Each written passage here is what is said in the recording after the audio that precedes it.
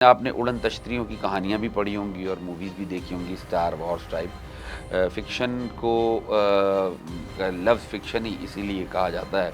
کہ یہ حقیقت سے تھوڑا سا دور ہوتا ہے، لیکن اب یہ فکشن جو ہے یہ حقیقت بننے جا رہا ہے۔ اس میں دنیا نے کام تو کافی کیا ہوا ہے، لیکن جس پہ سب سے پہلے عمل درآمد کیا ہے وہ ہے ترکی۔ ٹرکی نے ایک ان مینڈ جو آرمڈ وہیکل، یعنی ان کا جو ڈرون ہے، جو جنگی ڈرون ہے، اس کو استعمال کرتے ہوئے F-16 طیارے کو بیانڈ ویژول رینج جو طیارہ تھا 30 kilometres away from the drone, اس کے اندر کوئی ڈرون میں پائلٹ تو ہوتا نہیں ہے، اس کو لاک کرنے کے بعد ہٹ کیا اور سکسیزفلی ہٹ کیا ان کے ڈرون نے، جس کو کلالزئی اس کا نام دیا جا رہا ہے، اور اس کو ترکی بہت زیادہ کریڈٹ بھی لے رہا ہے۔ اور بہرحال ایک کام تو ہے، اور یہ جو مطلب ٹیکنالوجی انہوں نے انٹروڈیوس کروائی ہے، اس کے نتیجے میں ایک تو پہلی بات یہ BVR جو ہے وہ بہت ہی امپورٹنٹ ایشو ہے۔ اگر آپ کسی ٹارگٹ کو بیانڈ ویژول رینج، یعنی آپ کے جو نظروں میں نہیں ہے، آپ کو نظر نہیں آ رہا، اور اس کو ٹارگٹ کر سکتے ہیں لاک کر کے ہوا کے اندر، تو یہ ٹیکنالوجی کی دنیا میں بالخصوص فضائی ٹیکنالوجی اور جنگی جو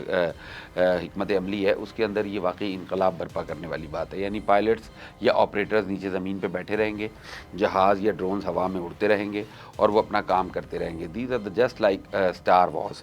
اور اگرچہ ٹرکی نے یہ پریکٹیکل پہلے اس نے کر کے دکھایا ہے، لیکن بہرحال دنیا کے 4 یا 5 ممالک ایسے جو یہ ٹیکنالوجی رکھتے ہیں اور بہت سکسیزفلی اسے آپریٹ بھی کر سکتے ہیں، جس میں USA کا پہلا نمبر ہے، روس اس میں شامل ہے، چین شامل ہے، پاکستان شامل ہے، اسرائیل شامل ہے، اور پاکستان تو اس میں اس سے آگے بھی کام کر رہا ہے۔ اب ایشو یہ ہے، ابھی ابتدائی طور پہ یہ بہت ہی محدود پیمانے پر آپریٹ کیا گیا ہے، اگرچہ وہ جو ان کا ڈرون ہے کلرزئی، اس نے F-16 کے ساتھ پرواز کر کے یہ سب 55 گھنٹے پرواز کی ہے۔ اس نے یہ تو پروو کر دیا ہے کہ وہ ہوا کے اندر اونچائی پہ پرواز بھی کر سکتا ہے، دیر تک ہوا میں فضا میں رہ بھی سکتا ہے، اور چاہے 30 کلومیٹر کے فاصلے پہ ٹارگٹ کیا ٹارگٹ بھی کر سکتا ہے، اپنے ٹارگٹ کو لاک کر کے ہٹ بھی کر سکتا ہے۔ لیکن یہ جب آپ آسمانوں پر ہوتے ہیں تو جو رینج ہے یا جو فاصلہ ہے وہ کلومیٹرز 10 20 30 50 کلومیٹر نہیں ہوتا، سینکڑوں کلومیٹرز کا ہوتا ہے۔ جیسے حالیہ پاک بھارت کانفلکٹ جو مئی میں ہوا، اس کے اندر یہ دونوں ملکوں کے جو ایئر کرافٹ تھے، جو جنگی جہاز تھے، وہ تقریباً ایک دوسرے سے 200 سے 250 کلومیٹر کے ڈسٹنس پہ تھے، اس کے باوجود وہ لاک کیے گئے۔ لیکن مسئلہ یہ ہے کہ وہ تو جنگی جہاز کو لاک کر رہا تھا نا، ڈرون کا کسی جنگی جہاز کو لاک کرنا از سم تھنگ ایلس۔ اور اگر ایسا ہوتا ہے تو یہ ٹیکنالوجی کی دنیا میں بہت بڑی ترقی ہوگی، اور اس کے علاوہ یہ ایک بہت بڑی ڈیٹرنس بھی ہوگی، کیونکہ آہستہ آہستہ ساری دنیا اس کو حاصل کرتی چلی جائے گی۔ یہ کوئی اتنا مشکل کام نہیں ہے، دنیا نے حاصل بھی کیا ہوا ہے، اس کا عملی تجربہ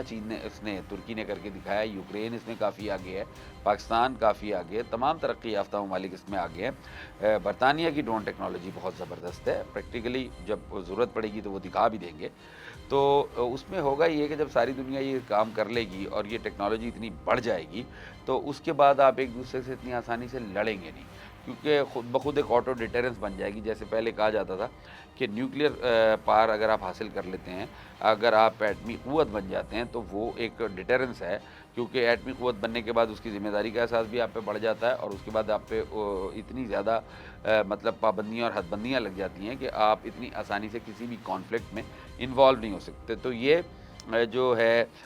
بیانڈ ویژول رینج ہٹنگز جو ڈرونز کریں گے، یہ بذات خود ایک ڈیٹرنس بھی ہوگی، چونکہ دنیا کے تمام ممالک کے پاس موجود ہوگی۔ یہاں یہ مسئلہ ہوگا نہیں کہ کتنا ایڈوانس جو ہے وہ جہاز اڑانا ہے یا کتنا ایڈوانس ڈرون اڑانا ہے، مطلب جس کی رینج 50 کلومیٹر ہے وہ 50 کلومیٹر پہ نقصان پہنچائے گا، جس کی 500 کلومیٹر ہے وہ وہاں پہنچائے گا، جس کی 5000 کلومیٹر ہے وہ وہاں نقصان پہنچائے گا۔ لہٰذا انسان ایک دوسرے سے لڑتے ہوئے گریز کریں گے، بلکہ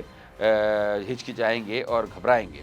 اور اس طریقے سے یہ جو خیر، جیسے کہتے ہیں کہ ہر شر میں خیر کا ایک ایلیمنٹ موجود ہوتا ہے، تو یہ جو شر ہے اس سے خیر پیدا ہونے کی بہت زیادہ توقع کی جا سکتی ہے، اور آنے والے دنوں میں انسان جو ہیں وہ اپنی اپنی حدود میں، جس طرح گیلیکسی کے اندر مختلف ستارے اور سیارے موو کرتے رہتے ہیں ڈفرینٹ گیلیکسیز میں، ایک دوسرے کے زون میں نہیں آتے، ایک دوسرے کے وار زون میں نہیں آتے، ایک دوسرے سے ٹکراتے نہیں ہیں، اپنے ہی جو ریڈیس ہے یا اپنا ہی جو مطلب گیلیکسی ہے اس کے اندر اپنے مدار میں حرکت کرتے رہتے ہیں۔ انسان بھی، یہ دنیا بھی، ہیومینٹی بھی